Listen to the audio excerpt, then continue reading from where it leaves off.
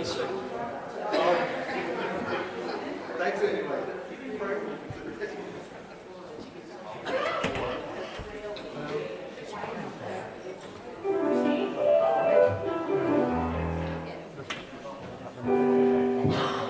Well, good morning. Good morning. It is great to see you, and it's great to be back. All of God's people sing praises. Stand up and let's sing this one. Oh, yeah. No, I actually can't do this. I can't. Your people sing praises. Let the laughter fill the world. Your people sing praises. Let the love and faith be heard. Power of death has been shattered. Jesus ever will reign. So come on, lift up a mighty voice. When Jesus comes again, people sing praises. Let the laughter fill the world. The people sing praises. Let love and faith be heard.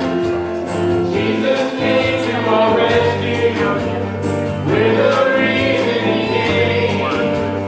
Come on, lift up a mighty voice. Jesus comes again. Praise the Lord with our voices. Praise the Lord with our hearts. Praise the Lord with all our strength. Everything else that we got. Praise His name with dancing. Praise His name with a drum. Come on, lift up Jesus' name till the day He comes.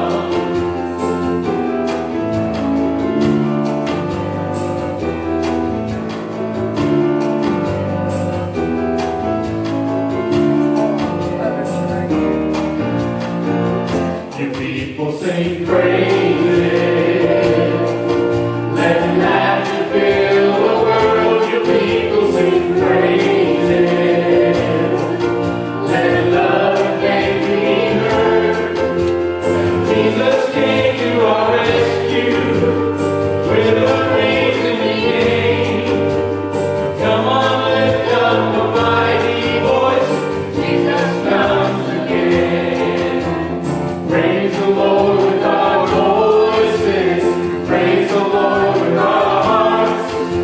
We praise the Lord with all our strength. Everything You got my else that picture, we right? got. You got my picture? Praise His Okay, name I'll tell you when to put it with up. dancing. Praise His name with the drum. Come on, lift up Jesus' name till the day He comes. Praise the Lord with our voices. Praise the Lord with our hearts. Praise the Lord with all our strength. Everything else that we've got. Praise His name with dancing. Praise His name with the drum. Come on, lift up Jesus' name till the day He comes.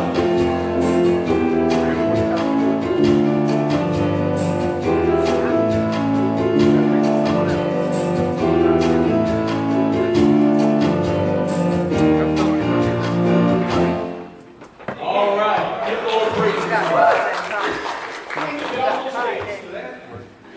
You can almost dance to that. Say amen. A friend of mine did a thing one time. He's pastor of a church, and he said, "You know, our stewardship campaign went really well, but we are meeting pockets of resistance." No, you missed that one, though. I'm telling you, you missed that one. If you gotta tell me to man, you got to be alert around here, man. You got to be on top of it. You got to be on your toes. Listen, if you haven't noticed, take a look at the budget there. If you do the math real quick, we're about $3,000 under budget. We ended the month of January $2,000 over budget. So we went about 6 weeks over budget, and now with the illness, and I've talked to several, I mean, nobody, when you get that sick, nobody thinks about you're getting their money in, because, I mean, and some of us, like two of the people I talked to yesterday and me, we make it up. But some folks, when they're not here, they don't make it up. You know, they don't. So we need you to do that. We need you to be faithful in that. And if you say, well, I didn't come prepared and I need to do that, well, you can go home and get online and just, I mean, bada boom, bada bing, and it'll take you about 10 minutes and you'll be done. And it's easy. All right? So keep that up. And if you haven't picked up your giving record, you need to do so. I think there are 2 or 3 left over there. And if we don't see you pick them up in the next little while, we'll mail it to you. But we want you to pick it up and save us a post stamp. Because they went up again. How many of you noticed that? I bought stamps for myself earlier in the week and paid 49 cents. Went back later to get them for the church and they were 50 cents. Yeah. Mm-hmm.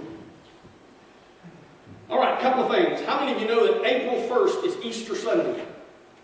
The title of the sermon that morning is "The Resurrection is No Joke."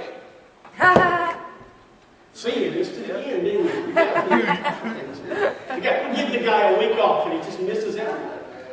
All right. But that's the title of the sermon. And the Sunday before, the Saturday before, March 28th, I believe it's March 28th. Let me make sure here. Yes, March 24th, which is the Saturday before Palm Sunday. The Saturday before Palm Sunday, we are doing the big invite. And I need as many people as we had last time to go out. I need at least 10 teams of 2. You're going to do 40 houses or thereabouts. If I have more teams than that, we'll split that up. But we're going to do houses south of the church. We have not done, we are going to do some repeats that we did south last time. But for the most part, we're going to do all the way south. And we're going to pick up a couple of big neighborhoods down here and do our thing there. So we're trying to make sure. There's some that say no soliciting. And I'm trying to find out if that means we can't go through and put stuff on the door. Because we're not knocking on the doors, you're just leaving the card on the door. We're not knocking on the door or anything, we're just leaving cards on the door and speaking to people. That happens. And speaking of that, some of the people we reached the last time we did this, the Culpepper, she is in the hospital. She went Friday and the baby's heartbeat was way up. They got the baby's heartbeat down and sent her home. And they shouldn't have sent her home because she was right back up there Friday, Saturday afternoon, and they kept her overnight. And I haven't seen yet whether they're going to keep her again today. I'm going to be checking on her later today. Theo Johnson is in rehab in Buford. We'll be there for probably about a week and doing well. Larry Forster and Susan and Billy Emerson all have the flu and they're home. We've seen Susan and Billy back the last couple, 2 or 3 weeks, and they plan, because they moved closer and they plan to be here, but that flu is nasty. And Nancy is out sick. I don't think she has the flu, but she is not feeling well. Valentine's banquet's coming up. If you haven't signed up, we have some exciting fun planned for the fellowship time. Instead of our entertainment this time, we're going to get you to spend that money instead of giving it to the entertainment people. We're going to do something really kind of fun and unique, and it'll help the youth and help the church, and it'll help you have a really good and enjoyable time. It's going to be a fun time, and if you haven't signed up, please sign up so we have some idea of how much food to have prepared and ready for you. Okay? Man, don't miss these opportunities for fellowship. We need them. I don't know about you, but I need them, and all of that. So I've been preaching on hope, and I'm going to do that today and next Sunday, and then I'm going to switch gears. Have you ever felt that sometimes you just go through the motions? Yeah. Well, that's okay, because sometimes that's what we need to do. We'll be talking about that for a couple of weeks coming up in February, and then we'll be getting ready for Easter as we head to April 1st. By the way, this is the first time in more than 100 years, I think, that Easter has been on April Fool's Day. So that's giving the rise to the, as Rick said, there's a sermon in there somewhere, and it's Easter. The resurrection is no joke. So we're going to do that. All right. I think this morning we can be better than the Queen of England. Let's all stand and greet one another. Come on.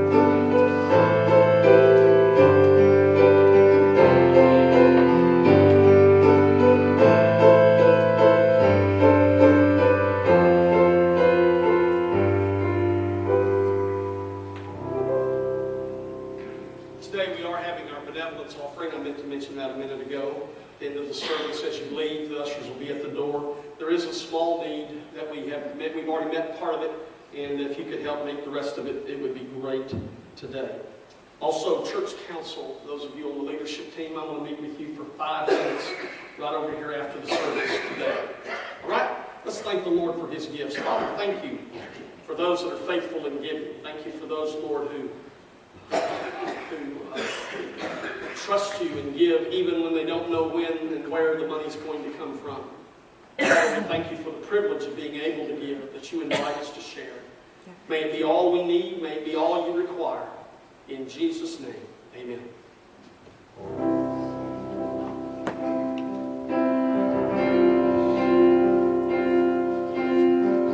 invite you to sing with us this morning.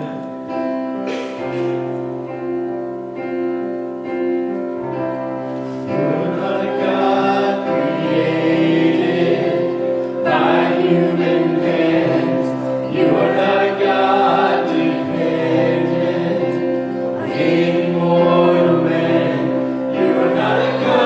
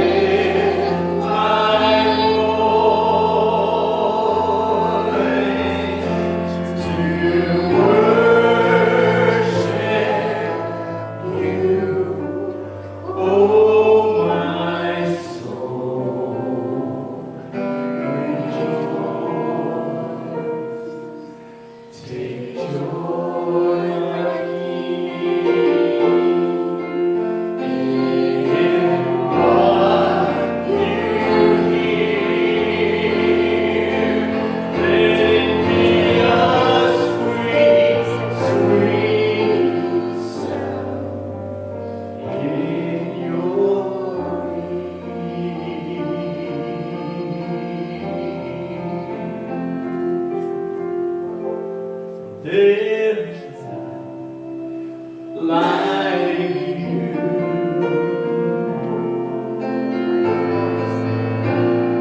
No one else can touch my heart like you do. And I could search for all eternity long and find there's none like you.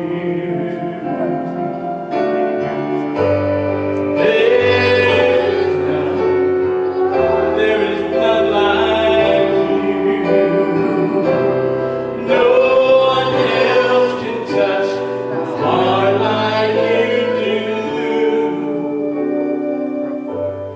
And I could search for all eternity long and find there is none like you. I could search for all eternity long and find there is none. There is none.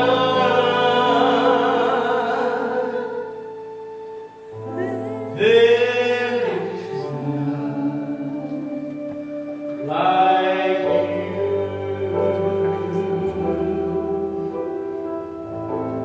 you. There is none like you. One more time. There is none like you.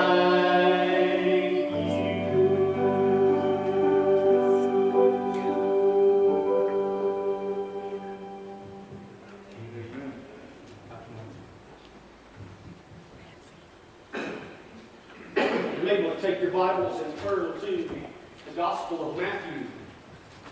Gospel of Matthew chapter 8, verses 23 through 27. Alan Bloom was a professor at Cornell University, philosophy and several other things before his death. He wrote a book called The Closing of the American Mind. I have ordered that book, and fortunately on Amazon I get it for a penny today, plus $3.99 shipping, or whatever it's cost. Still cheaper than I could buy it new, so I'm looking forward to reading it. But in his classes, he always posed a question to them. It's a dilemma question.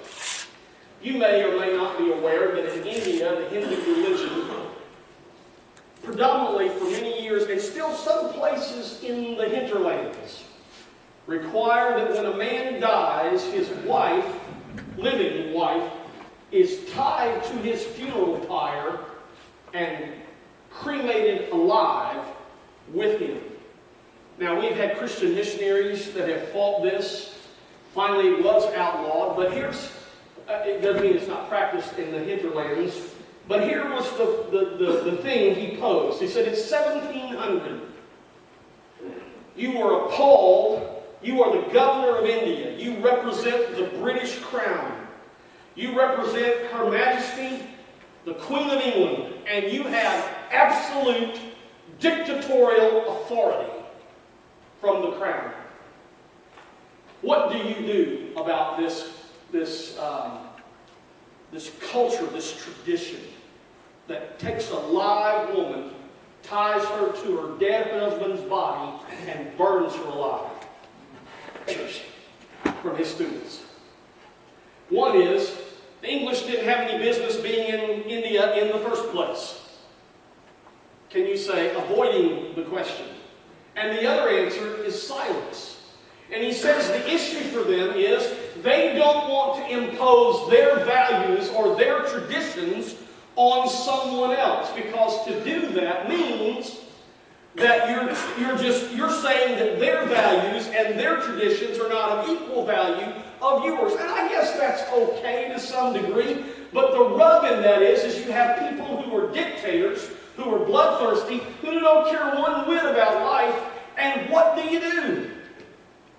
Do we keep, I mean, I've had this argument with people about the war in Afghanistan and Iraq. Since the day it happened, I've had this argument with people. We shouldn't be there. It's their country. I said, listen, you got a guy, you're an off-duty police officer. You're in another city, but your department requires you to be armed at all times. You're in another city, you're walking down the street, you look down an alley, and there's a girl being raped. What do? Do you call 911? Or do you draw your weapon, go down there and intervene in it? Well, I got to tell you, if it was my daughter, I'd hope you'd intervene in it. That's what we did. But we imposed our values, our traditions, and our way of life on the Iraqi people. Well, here's the thing, folks. Within 5-mile radius of this church, you're not going to remember all these numbers, but I'm going to give them to you anyway. There are 53,244 people within a 5-mile radius of this church. 26,098 of them claim no religious attachment of any kind whatsoever.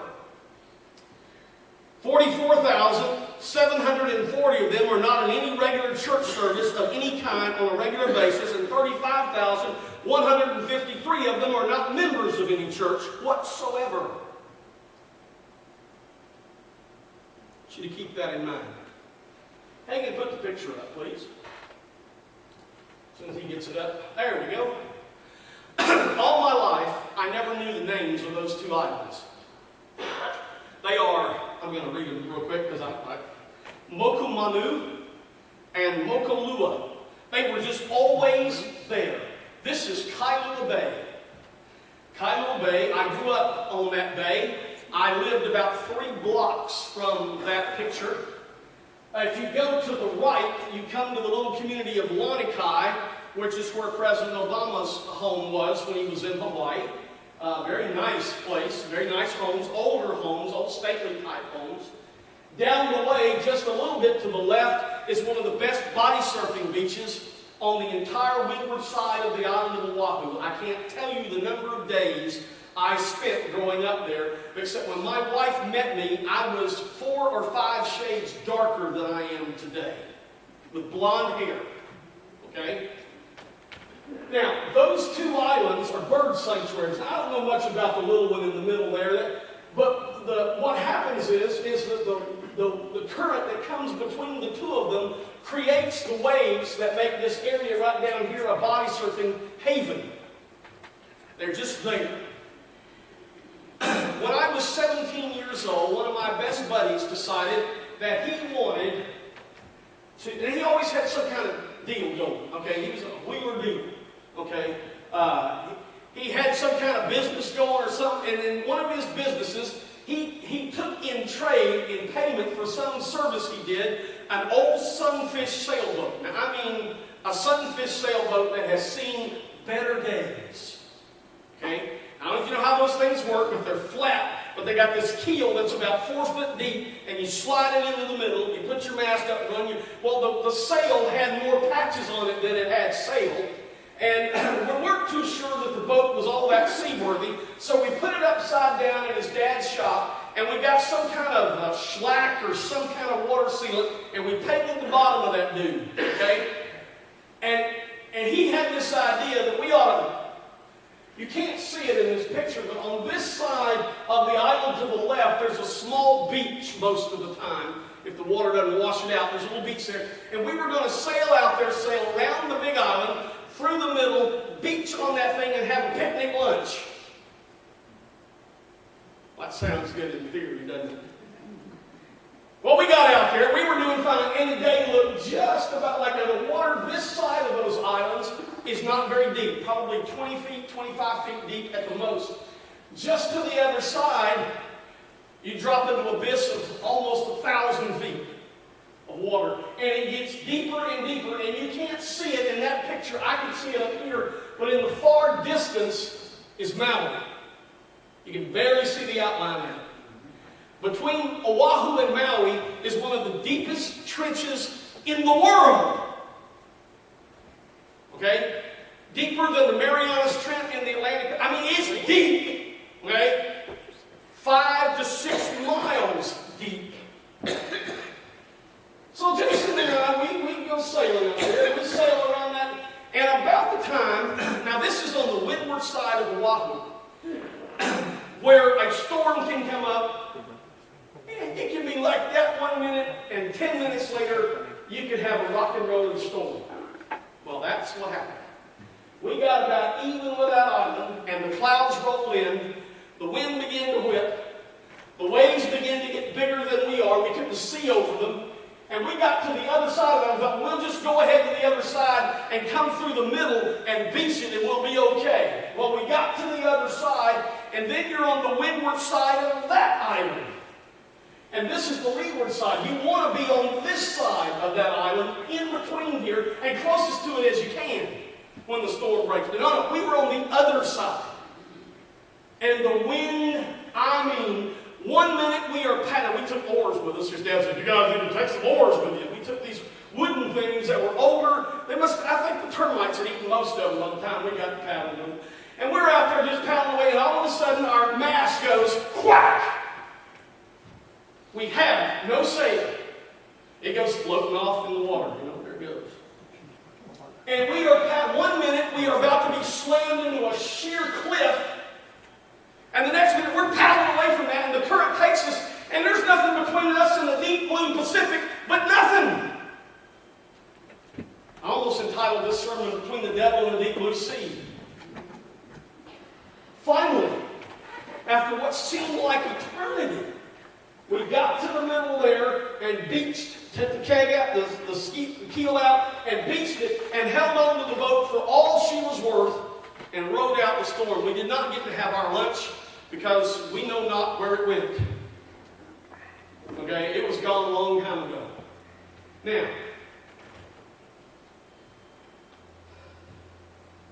I wish somebody had imposed their values on me and told me that we were a kind of particular kind of stupid for going out there and doing that. Especially in that boat.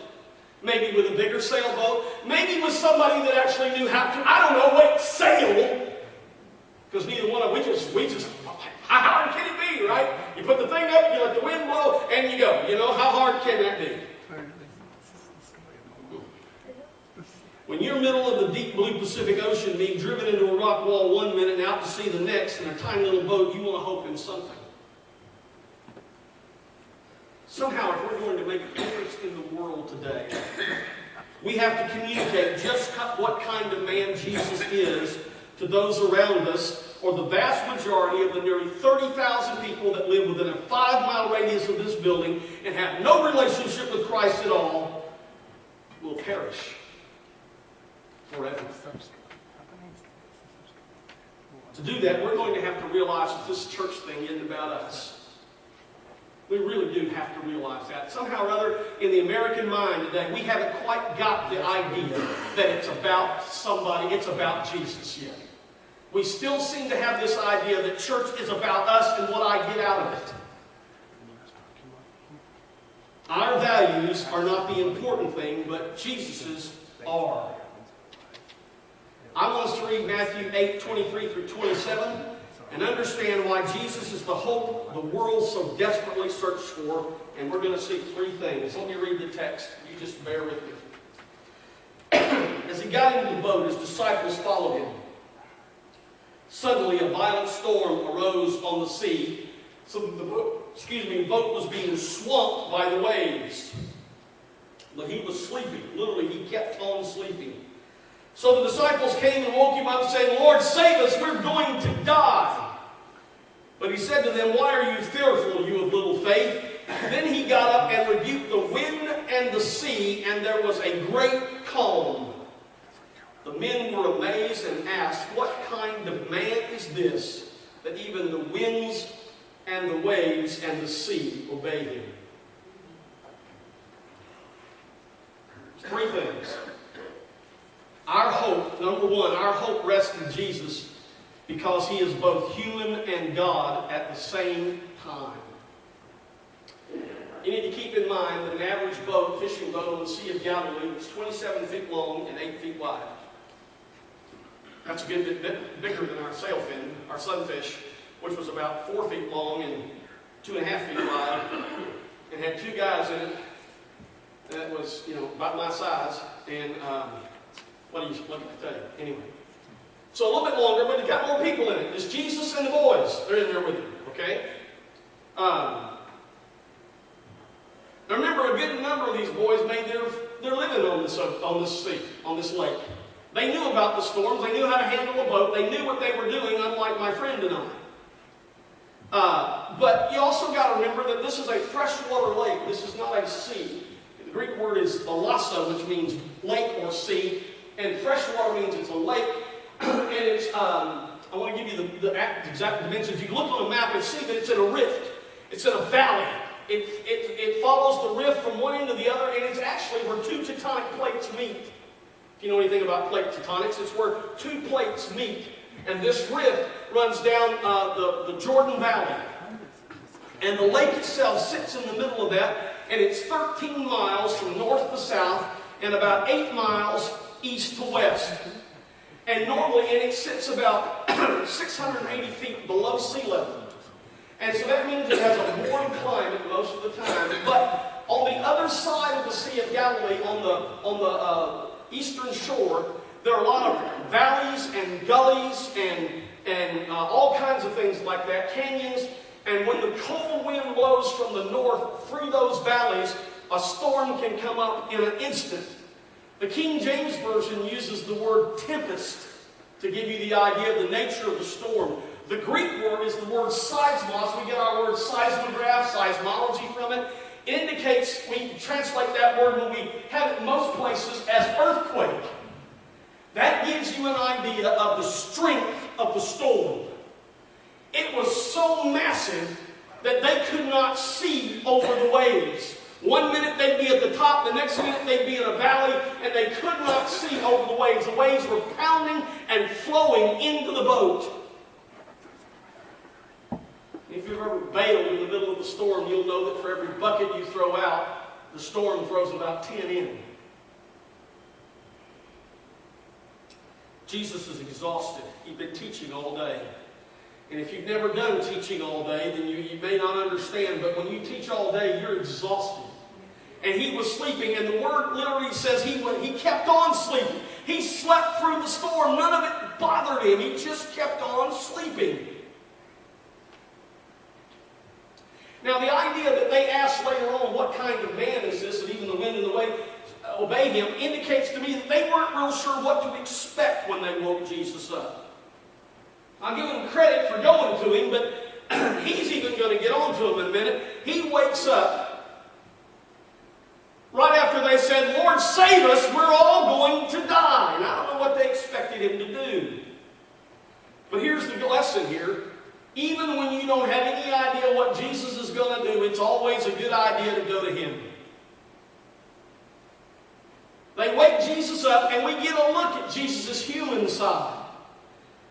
He rebukes them. Now, the translation I read just said he said, but the word is rebuke, and it's the same word that's used a little earlier and a little later when he speaks to demons. Okay, he gets on them. He rebukes them. He says, "Why are you bothering me, you guys of little faith?" Now he acknowledges they got some, but not much. I contend that because Jesus was in the boat, they were in really no danger of dying in the first place. But it's hard to convince you of that when you're in the middle of a tempest and you can't see the sun because the waves are breaking over you. And you can't see a way out. And while my friend and I had life vests on of a type, these guys didn't have any. Okay? He puts them in their place. And he says their faith is small. Now, translation most have said, he says, peace be still. Literally, the word is quiet. And can be translated, shut up. Yeah, you like that one? And it's like, this is my translation of Jesus telling the wind and the wave, hey, I'm trying to sleep here. Knock it off. Because the indication, the language indicates that he was not kind to the wind and the waves. How would you like it? You're dead asleep and somebody, wake up!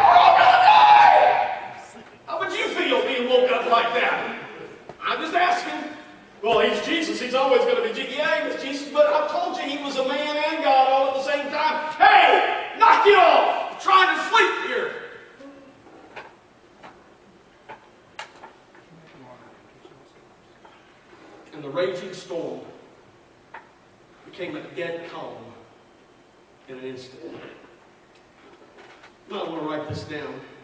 Jesus was every bit human and completely God all at the same time. If you don't understand that, then the gospel loses its power.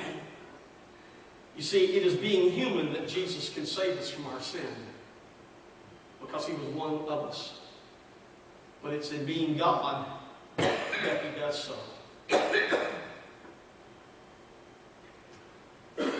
So not only does our hope rest in Jesus because he is both God and man at the same time, our hope rests in Jesus because he is someone we can go to when life gets beyond our control. I told you we had life vests on. I want you to know that that was a little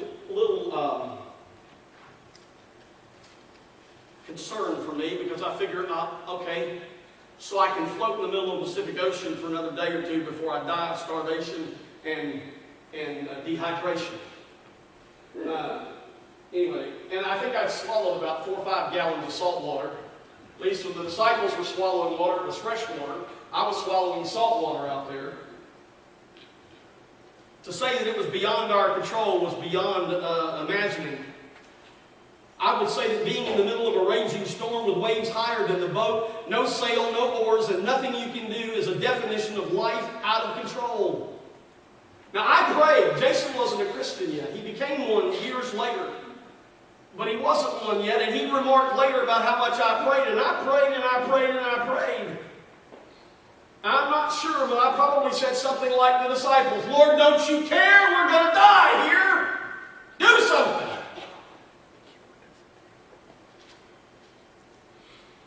And you and I can go around the room and list things about being out of control. You know, you got more month than you got checkbook. You lose your job. Somebody fires you. You get a disease. You get sick. You get hurt. I mean, you just be bopping along one day and you step in a hole and your leg breaks. You know, you can't. I mean, it wasn't your fault. I mean, maybe you could have been more careful. Maybe not. Who knows? But we can go around and we get the idea about life out of control. Sometimes it just gets beyond our control. And these guys thought Jesus was going to do something, but they weren't sure what he was going to do. You see, there's always a misunderstanding about who Jesus is. They wanted him to be the guy that was going to step in and get rid of the Romans. He wasn't that guy. The world wanted him to be something else. People want Jesus to be all kinds of things. We want him to be a miracle worker. We want him to help us win the lottery, find the parking place, solve our problems, take care of our budget. We want him to do all of those things, which is, he's concerned about them, but that's not what he came for. One of the things Charles Spurgeon did for England more than anything else he did was he trained young pastors. You see, you couldn't go to school back then unless you had lots of money. There was no federal school loan program. If you didn't have money, you couldn't go. And these young men all over England were surrendering to preach, but they had nowhere to go. And Spurgeon wanted to start a college for them. And what he wanted to do was to start this college, and he wanted their room and board cared for, their education cared for, their books, and for them to have some pocket money so they could get around and live. And for the most part, at first, he paid for it out of his own pocket. He was selling books and sermons individually and in volumes by the scads all over England, all over France, all over Spain, all over America. And the sales from America were basically funding the pastor's college, and there were more than 100 students. But then Spurgeon got asked a question about what he believed about slavery. This was 1860. And Spurgeon said basically that he thought a slave owner was lower than, you know, a slug in the body. I mean, he wouldn't take communion with one. And his book sales in the southern part of the United States just went zip. And he didn't know what he was going to do to pay for these boys. And he prayed. And one morning while he was in his study, he got a note from the bank that 100 pounds had been deposited in the bank account for the work of the college. Then another 100 pounds, and then this, and then the deacons got together and said, you know, we really ought to help the pastor, and they put an offering box in the vestibule, and people began to give to the college, and before you knew it, the college was endowed, and things ran smoothly. For a while, there he had as many as 250 students in a regular college, and in the evening, they had night classes with more than 100 others coming just to have better understanding. And they had all kinds of curriculum and teachers and all that sort of thing. To tell you this is that God does care about those things.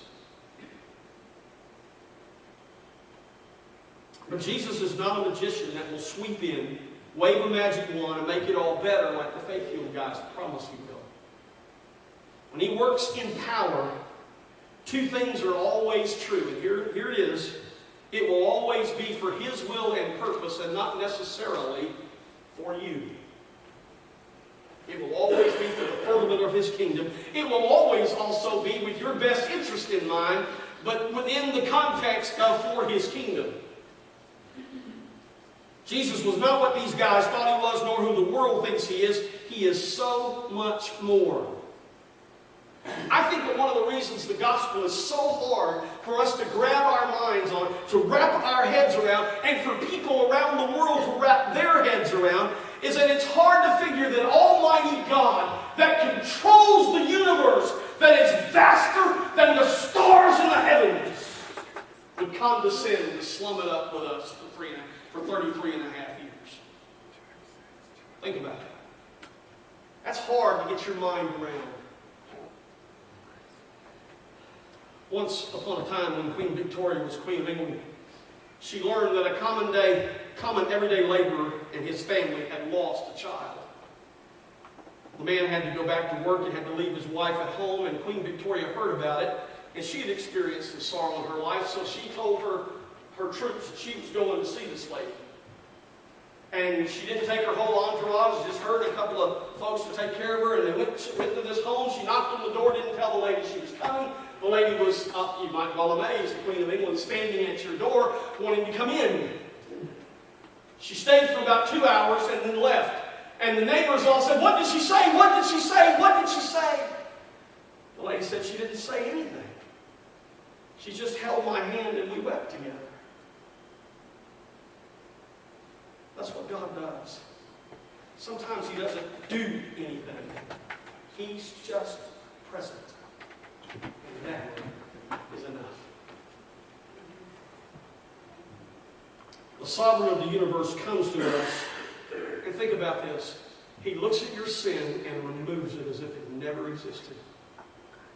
He then says, "I don't care about your... Oh, I've done this and I've done that." And Jesus says, "Yeah, I know, but I don't care.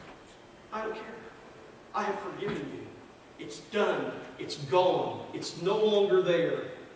He is present, and He is always more than you can imagine. Finally, our hope securely rests in Jesus because He is someone who will act on our behalf. I told you a minute ago I translated the words calm to dead calm. Various translations translated different ways. I think the one we read a moment ago said great calm. The NIV translates it completely calm. The Berean Study Bible translates it perfectly calm. The New English translation, I like it the best, dead calm. That means it went from being a raging storm to a glassy sea in a second. It went from waves 7 to 10 feet high and wind blowing to a dead calm and no waves in an instant. The meaning of the text here is that it was beyond nature because the wind not only stopped blowing, but the sea stilled in an instant. And when Jesus acts on our behalf, it is always decisively.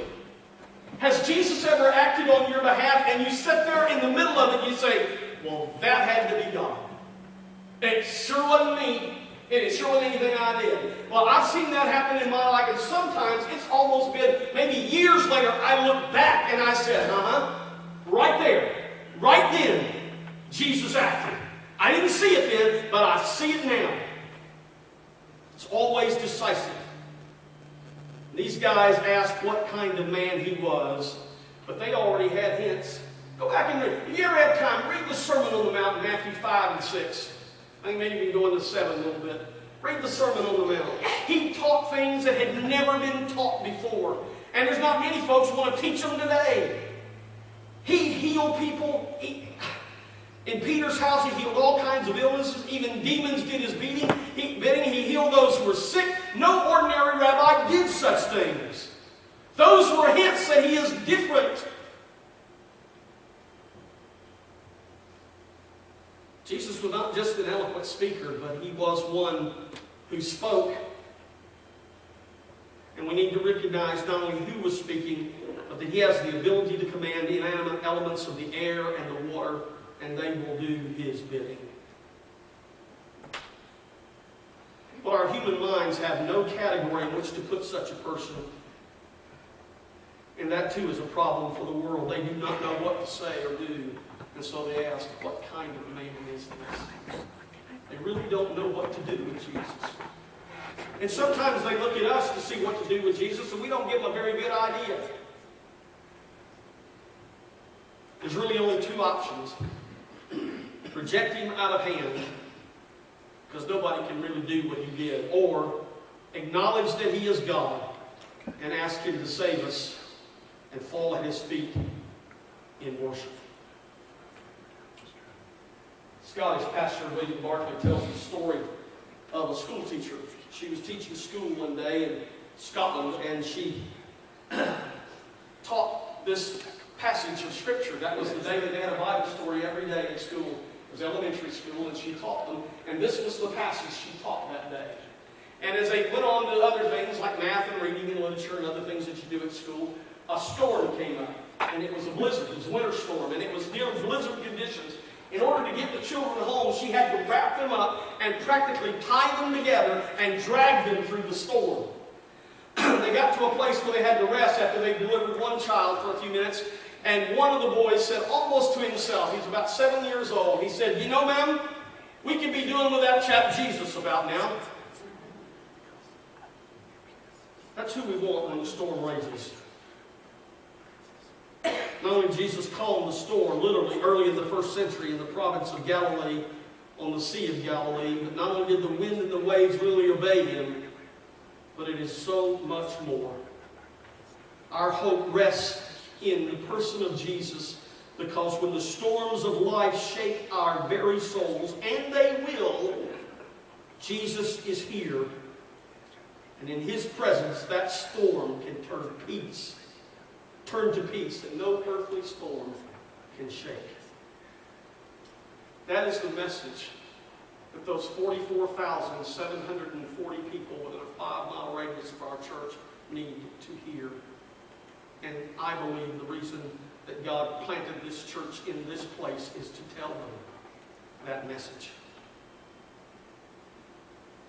Let's pray. Father, you are a gracious God, and you love us deeply. You care about what happens to us.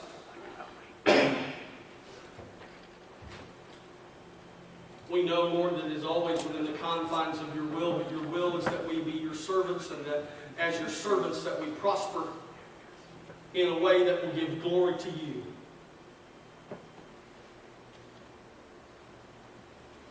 And Father, I don't understand all the things that are going on and all the dynamics that are happening, but I'm being told by other pastors and church leaders around the country that what's happening here is not unique and not any different than it's happening all over the world. The devil is active, and he is attacking your church in ways we would have never imagined. And as we stand here today, Lord, may we continue to look to you to calm the storm, to trust you, even when the waves are as high as the boat and we feel like we're about to be swamped. May we trust you. May we run to you. And in our little tiny faith, when we say, Lord, save us, we're going to die. May we trust you to do just that.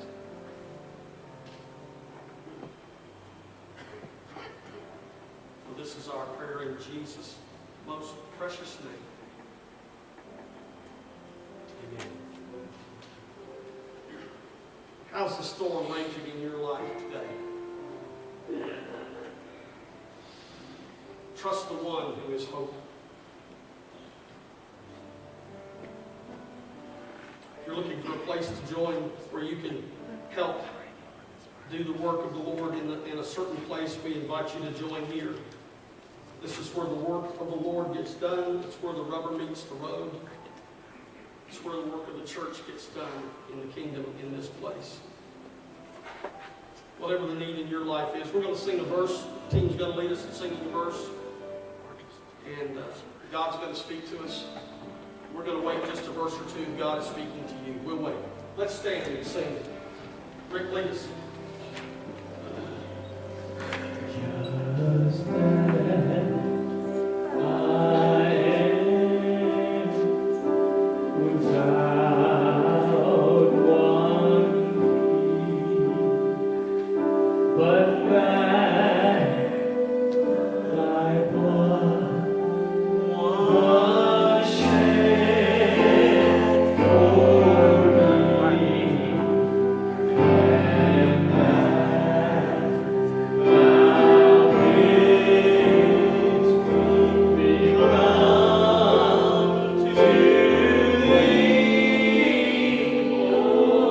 Lamb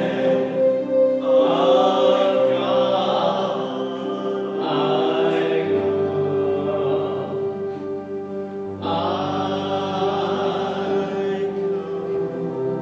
Thank you, Rick. Listen, ushers are going to be at the doors to receive your offering. Those of you in the church council, if you want to give your offering before you come to the meeting, that'll be fine. We're going to meet. Miss Wanda, wave at everybody. Wave at everybody. I don't want you to have to move. You stay right there. Church council, we're going to meet right there next to Miss Wanda. So if you're on the council or the leadership team, whatever you want to call it, we're going to meet right there. And we're going to visit for about 5 minutes, and I'm going to let you go, okay? And don't forget to do that, and don't forget the offering. And I hope you'll be back Wednesday night. We're going to be going on verses 5, 6, and 7. I think in 1 Peter chapter 1, we may even get a little further than that. All right? Okay? It's good to see you. Everybody smile. Everybody do this. Smile. Yeah. Remember to pray for Theo in rehab, and Kristen Culpepper in the hospital, and Larry Forrester and the Emersons all with the flu. And please pray for Miss Nancy. I don't think she has the flu, but she is sick. So please pray for her as well. All right? Everybody good? Bob, come. Lead us in prayer as we're dismissed this morning. And may the Lord bless you as you go out to serve Him today. Father, Lord, we thank you for this good day. Thank you for